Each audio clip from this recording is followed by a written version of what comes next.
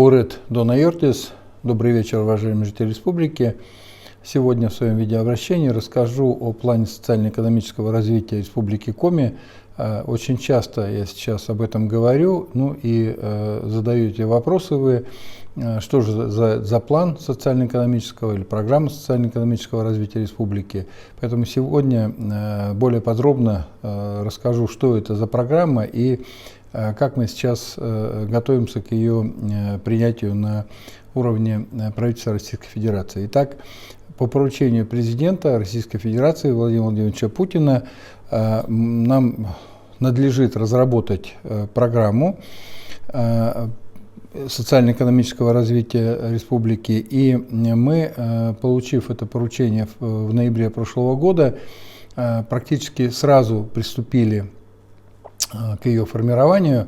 Задел был сделан, потому что когда я обращался к президенту, у нас уже были основные блоки этой программы, плюс вы помните, я тоже об этом очень часто говорю, что в прошлом году, еще летом 2021 года, мы согласовали и утвердили в Минэкономразвитии план диверсификации экономики республики. По сути, программа социально-экономического развития республики и план диверсификации должны быть, конечно же, увязаны друг с другом, потому что это одна территория и, по сути, одни задачи. Так вот, действительно, мы сейчас увязали оба этих документа, и 10 января уже этого года проект программы направили на согласование в Минэкономразвитие. Сейчас совместно с федеральным ведомством дорабатываем, нам прислали замечания, и до конца января этого года мы должны уже с учетом замечаний Минэкономразвития представить для дальнейшего согласования со всеми федеральными органами исполнительной власти. В первую очередь, конечно, это Минфин. И это будет достаточно непростое и сложное согласование. Что же включает в себя программа социально-экономического развития республики? Включает 7 основных направлений. Это комплексные направления. Первое – это экономика. Она включает, этот раздел, включает в себя мероприятия по поддержке занятости, созданию условий для инвестиционных проектов и для привлечения инвесторов, развитие агропромышленного комплекса, диверсификация экономики. Опять термин диверсификация, который тоже очень часто просят дать понятие, что это. По сути, это переход от известных и градообразующих предприятий, в основном это, если это Воркута, то это угледобывающая отрасль, на другие отрасли, не связанные с добычей и переработкой угля. То есть это дополнительное, в первую очередь, производство, следовательно, это дополнительные рабочие места, а следовательно, это заработная плата и налоги в бюджет республики, и повышение уровня жизни жителей республики. Второе направление – это территория проживания. Здесь мы говорим о мероприятиях по созданию безопасных условий для жизнедеятельности населения. Например, в Инте это консервация угольной шахты, потому что это обязательное условие для такого безопасного и комфортного проживания. Если говорить о комфортной городской среде, то это, допустим, мастер-план по развитию Сыктывкарской агломерации. Опять поясню, что такое мастер-план. По сути, это у нас сегодня есть целые кварталы старой деревянной застройки в Сыктывкаре, и нам нужно провести реновацию, и в это включается снос старого этого ветхого жилья, и на месте снесенных старых деревянных домов построить новые удобные для жизни кварталы, куда будет входить не только жилье, но и места отдыха, социальные, культурные объекты, детские сады, школы, поликлиники и так далее.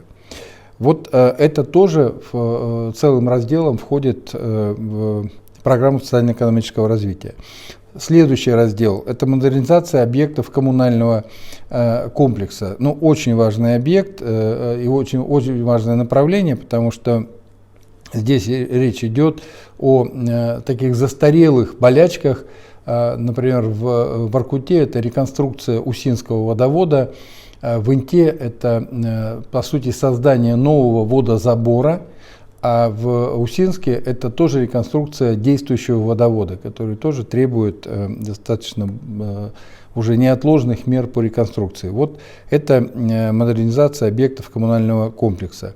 По развитию системы здравоохранения, здесь у нас войдет в программу создания арктического медицинского кластера в Воркуте, центр лечения вирусных заболеваний в Сыктывкаре. Прошу не путать это с инфекционной больницей. Это два совершенно разных объекта. Инфекционная больница на 100 коек у нас строится, а это центр на 200 коек. Для чего? Для того, чтобы мы при любом повышении уровня инфекционных заболеваний не закрывали койки в КРКБ и так далее. То есть не останавливали плановую медицинскую помощь в других лечебных учреждениях. Далее, это целый блок не вошедших в программу модернизации первичного звена, национальный проект. Это ФАПы, это участковые больницы, это ЦРБ, их ремонт или просто новое строительство. У нас не весь объем вошел в нацпроект, поэтому вот еще целый блок мы сейчас закладываем как раз в программу социально-экономического развития. Следующее направление – это развитие сети учреждений культуры и искусства. Здесь долгожданный национальный музыкально-драматический театр и реконструкция театра оперы и балета. Ну и объекты, еще у нас там 3 объекта культурного наследия Республики Коми. Также раздел или направление развития сети учреждений социального обслуживания. И 7-й очень важный раздел или направление – это снятие инфраструктурных ограничений. Что такое инфраструктура? Инфраструктура в обиходе – это дорога, это мостовое сооружение и так далее. То есть вот снятие, ну и, конечно, сотовая связь. Так вот, снятие этих ограничений – это значит создание дорожной сети, это значит строительство или ремонт мостовых сооружений и, конечно, новые вышки для того, чтобы покрыть всю территорию Республики Коми устойчивой сотовой связью. Вот эти 7 направлений – это основные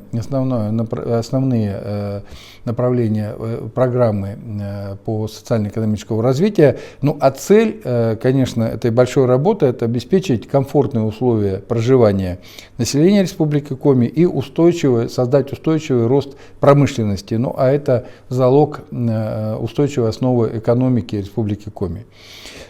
После того, как мы программу полностью сверстаем и представим ее на рассмотрение в правительство Российской Федерации, нужно будет провести еще очень большой объем работы, как я уже сказал, согласование, стыковку, притирку. Сегодня уже у нас это примерно в объеме 300 миллиардов рублей. Программа эта по поручению президента должна быть выполнена до 2026 года. Поэтому, конечно, такой огромный объем денег и дополнительных мероприятий потребует очень большой работы, слаженной работы правительства Республики Коми. Ну и, конечно же, депутатского корпуса. Вот это основные моменты по программе социально-экономического развития Республики Коми. По эпидобстановке мы начали очень интенсивно расти. На сегодняшний день у нас 449 случаев за сутки заболевания коронавирусом. Вчера еще это было 274, но практически начали прибавлять чуть ли не в 2 раза. Это, конечно, очень ситуация непростая. Сегодня требует полное приведение в полную боевую готовность всей системы здравоохранения. Мы действительно закрываем плановую медицинскую помощь, переводим всех и средний, и врачей, и средний медперсонал переводим на работу с вот таким высоким уровнем заболеваемости ковидом. Предполагаем, что по опыту Европы, где омикрон прошел, вспышка омикрона это примерно 5-6 недель. У нас началась вспышка практически, мы считаем, с 17 января, когда уже пошел предельный, такой запредельный рост. Поэтому это предполагаем, что вспышка продлится до конца февраля, ну и, может быть, затронет первую декаду марта. Но, тем не менее, все силы и средства нужно уже сейчас поставить в боевую готовность для того, чтобы реагировать, адекватно реагировать на такой огромный рост заболеваемости. По случаям среди заболевших вакцинированных, я всегда об этом говорю, из 449 заболевших сегодня 42 человека привитых, но опять же 31 человек из этих 42 – это амбулаторное течение, то есть легкое течение заболевания. Соответственно, снова я говорю о том, что, конечно, нужно вакцинироваться. По вакцинированным у нас на сегодня завершили вакцинацию 399 709 человек, ревакцинацию закончили 69 413 человек. По остатку вакцины у нас более 142 тысяч доз.